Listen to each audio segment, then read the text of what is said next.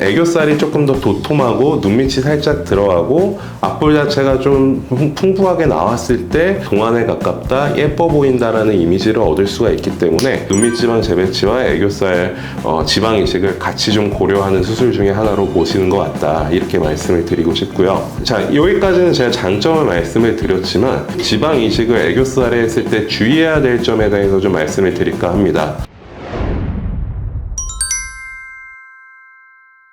안녕하세요. 저는 스타트 채널의 한바름 원장입니다. 자, 오늘은 요즘 눈밑 지방 재배치 수술과 함께 애교살을 좀 더 도드라지게 만들기 위해서 수술을 많이 하시는 것 같아요. 그래서 이제 애교살에 지방 이식을 하시는 경우를 굉장히 좀 자주 접하게 되거든요. 다만 이제 우리가 애교살에 지방 이식을 할 때는 여러 가지 고려해야 될 점 혹은 주의해야 될 점이 좀 있습니다. 그래서 오늘은 그거에 대해서 좀 자세히 알아보도록 하는 시간을 갖도록 하겠습니다. 먼저 우리가 애교살에 지방 이식을 했을 때 장점은 뭘까요? 보통 우리가 애교살을 키울 때는 필러를 많이 넣거든요. 필러라는 거는 우리가 이물질이라는 어쨌든 조금 꺼리낌스러운 것들이 있으니까 지방 이식이라는 건 결국은 내 몸에 가지고 있는 지방을 이식을 하는 거고, 그게 이제 생착이 잘 됐을 경우에 애교에 필러를 넣는 것보다 뭐 부작용이나 이런 것들이 덜할 것이다 라는 컨셉으로 요즘 애교에 지방 이식을 많이 하는 것 같아요. 두 번째로 이제 눈밑 지방 재배치 수술과 애교살 지방 이식을 했을 때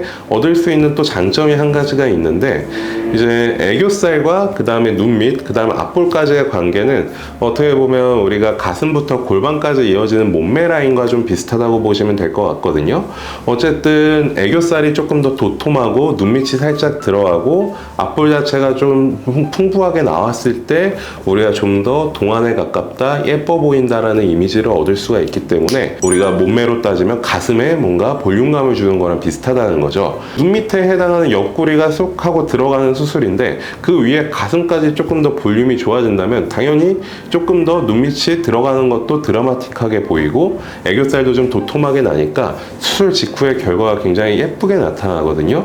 그렇기 때문에도 눈밑 지방 재배치와 애교살 지방 이식을 같이 좀 고려하는 수술 중에 하나로 보시는 것 같다, 이렇게 말씀을 드리고 싶고요. 자, 여기까지는 제가 장점을 말씀을 드렸지만 이 영상을 찍는 목적 중에 하나인 지방 이식을 애교살에 했을 때 주의해야 될 점에 대해서 좀 말씀을 드릴까 합니다. 우리가 지방 이식이라는 건 생착유래라는 개념이 있거든요. 어떤 밭이나 논에다가 씨앗을 싹 하고 뿌려놨을 때 이 씨앗이 다 자라는 건 아니잖아요. 내가 이 씨앗이 가지고 있는 토양을 감싸고 있는 영양 성분이라든지 물이라든지 햇빛 같은 것들이 적절하게 됐을 때 그 씨가 결국은 발화해가지고 뭐 나무가 되거나 혹은 꽃이 되는 것처럼, 사실 지방 이식 같은 경우에도 우리가 한 부분에 볼록하게 난다고 해서 이게 다 살아남아가지고 볼록하게 남는 게 아니라 결국은 주변 조직이랑 연결이 돼서 그 연결된 지방 조직들이 생착이 돼야 된다는 개념이란 말이죠. 극단적으로 예를 들자면 배에다가 지방 이식을 계속했을 때 배에다 결국은 이렇게 세모난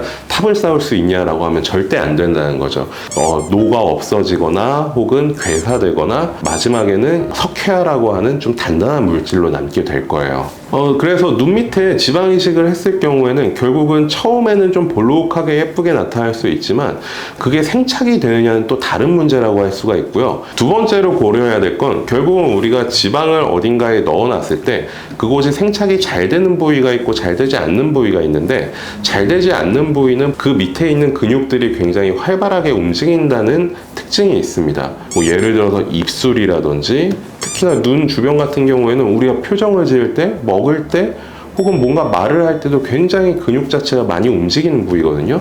내가 지방을 넣어놨는데 그 근육 자체가 계속적으로 밑이 움직여가지고 그 지방을 조금 흔들어 놓는다면 사실 그 지방 조직 자체는 생착될 여지가 조금 더 떨어진다고 볼 수도 있을 것 같아요. 그러면 마지막으로 그렇게 해서 잘 내가 지방 이식을 해가지고 잘 살아남아서 볼록하게 이식된 지방이 예쁘게 애교살을 만들면 다행인데, 그렇게 되지 않고 생착이 안 됐을 때는 어떤 경우가 생기는가? 보통은 조금 노가 없어지지만 아까도 말씀드린 것처럼 석회화라고 해서 조금 단단한 조직으로 남거든요. 그렇기 때문에 우리가 뭐 팔자 부분이라든지 앞볼처럼 원래도 살이 많은 부위에도 지방 이식을 했을 때 생착이 잘 되지 않고 변화가 일어난다면 좀 단단하게 만져진다라고 호소를 하시는 분들이 있어요. 특히나 이제 눈밑이라든지 입술 같은 경우에는 사실 굉장히 예민하고 민감한 부위이기 때문에 이렇게 단단한 석회화 조직이 남는다 한다면 부자연스러운 느낌을 나타내거나 혹은 밖에서 봤을 때도 조금 이상하게 보일 수 있는 여지가 있다는 거죠. 사실 눈 밑에 지방 이식은 많이 하던 수술은 아닙니다. 왜 그러냐면 제가 지금까지 말씀드렸던 그런 부작용의 가능성이 많기 때문에 지금까지는 대부분 지방 이식을 하기보다는 필러를 넣거나 혹은 우리 조직으로 어떻게든 애교살을 조금 더 돋보이게 만들려면 진피 이식이라는 것들을 했어요. 그래서 지방 이식은 많이 사용하던 부위가 아니지만 어쨌든 지방 이식을 했을 때 장점도 있고 가지고 있는 내재된 단점의 가능성도 있다는 점에 대해서 충분히 알고 거기에 맞춰서 환자분들께서 수술을 하실 때 선택을 하실 수 있었으면 좋겠다는 생각이 듭니다. 눈 밑에 애교살에 지방 이식을 했을 때 생길 수 있는 장점과 단점이 무엇이 있는가, 우리가 어떤 것들을 주의 깊게 생각을 해야 되고 어떤 선택을 하는 게 가장 옳은가에 대해서 개인적인 관점으로 말씀드렸다는 점을 다시 한번 말씀을 드립니다. 자, 지금까지 스타트 채널의 한바름 원장이었습니다. 감사합니다.